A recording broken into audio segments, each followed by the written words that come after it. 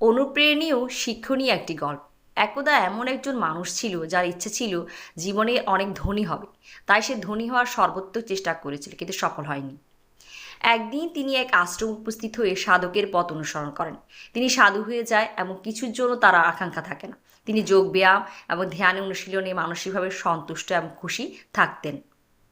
একবার তিনি দীর্ঘক্ষণ বসে ঈশ্বরের কাছে প্রার্থনা করলেন। ঈশ্বর তার প্রার্থনায় খুশি হয়ে তার কাছে এলেন এবং তার কাছে তিনি যা চান তা চাইতে বললেন। সাধু উত্তরে বললেন, যখন আমি কিছু চাইতাম আপনি আমাকে কখনো দেননি, এবং এখন যখন আমি আর কিছু চাই না তখন আপনি চান যে আমি আপনার কাছে কিছু চাই, কিন্তু এখন আমার কিছু চাওয়ার নেই। ঈশ্বর বললেন, তুমি তোমার ইচ্ছা ইন্দ্রিয়কে জয় করেছ এবং যা আমাকে খুশি করেছে।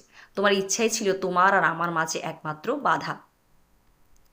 এখন সে কামনার বাধা আর নেই এবং তোমার অন্তর পবিত্র, তাই আমি তোমাকে কিছু দিতে চাই।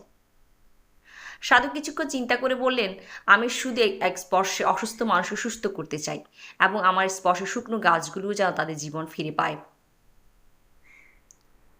ঈশ্বর রাজি হলেন এবং তার ইচ্ছার মঞ্জুর করলেন। সাধু এক সেকেন্ডের জন্য থেমে বললেন, আমি আমার ইচ্ছে একটু পরিবর্তন করতে চাই। আমি চাই যে আমার স্পর্শে নয় বরঞ্চ তার উপর আমার ছায়ার উপস্থিতিতে অসুস্থ মানুষদের সুস্থ করতে সক্ষম হব এবং শুকনো গাছগুলো প্রাণ ফিরে পাবে। ঈশ্বর জিজ্ঞাসা করলেন, তুমি কেন তোমার সিদ্ধান্ত পরিবর্তন করতে চাও? সাধু উত্তর দিলেন, আমি চাই না যে লোকেরা জানুক যে তারা আমার স্পর্শ উপকৃত হতে পারে। কারণ একজন ব্যক্তি যদি অনুভব করে যে তার ক্ষমতা আছে, সে সহজে এই জীবন চক্রে বা আকাঙ্ক্ষায় ফিরে যেতে পারে। তাহলে আপনি আমাকে যে ক্ষমতা দিয়েছেন তা আমার জন্য ভালোর চেয়ে খারাপই করবে। তাই আমি শুধু নীরবে মানুষকে সাহায্য করতে চাই। গল্পে নৈতিক অত্যাধিক ইচ্ছা এবং আকাঙ্ক্ষা মানসিক অসুখের অন্যতম কারণ। আমাদের অন্যদের সাহায্য করা উদার মানসিকতা রাখা উচিত, এটা না ভেবে যে আমরা তাদের প্রতি উপকার করছি।